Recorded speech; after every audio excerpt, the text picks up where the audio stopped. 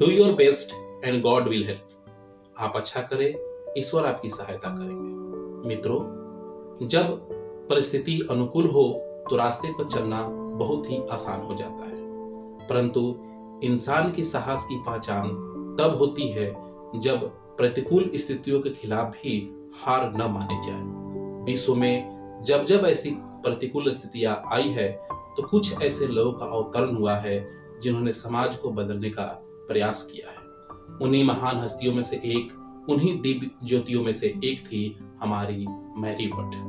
Mary word के जीवन संबंधी बहुत सारी घटनाएं एक मनुष्य के हृदय को द्रवित कर देती है। जिस समय मैरी वर्ड परोपकार की भावना से अपने समाज को पल्लवित कर रही थी, उस समय का माहौल एक स्त्री के लिए बिल्कुल भी अनुकूल नहीं थी।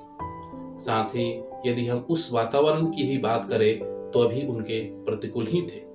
रोमन कैथोलिक के खिलाफ कुछ कहना भी दुभर था।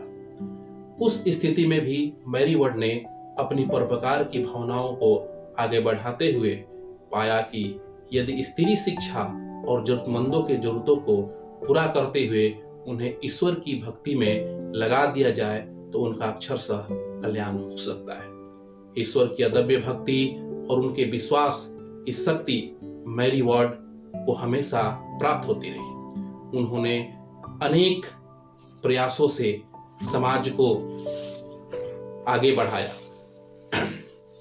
उनके अथक प्रयासों से ही आज जो ये सभी सुविचार हमारे मन में आ रहे हैं, वे उनका एक जीवंत उदाहरण बनकर हमारे सामने आए। उपरोक्त शीर्षक के परिप्रेक्ष्य में हम उस समय की घटनाओं को ले सकते हैं जिस समय रोम में यह आदेश हुआ कि मैरी वर्ड द्वारा आरंभ की गई संस्थाओं को बंद कर दिया जाए। यह बात सुनकर मैरी वर्ड और उनकी बहनें अत्यंत दुखी हुई। मैरी वर्ड सोचने लगी कि क्या इन सभी नेक कार्यों का यही परिणाम है।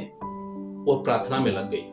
समय के साथ काफी उतार चढ़ाव के उपरांत वह अंततः सफल हो ही गई। ईश्वर ने उनकी मदद की। मैरी वर्ड के जीवन से सीख लेते हुए एफएमडब्ल्यू ने भी कई सुयोग कार्यों को संपन्न किया। विगत वर्ष कोरोना महामारी जैसी विकट परिस्थिति में इस संस्था ने कई सामाजिक जागरूकता अभियान चलाए।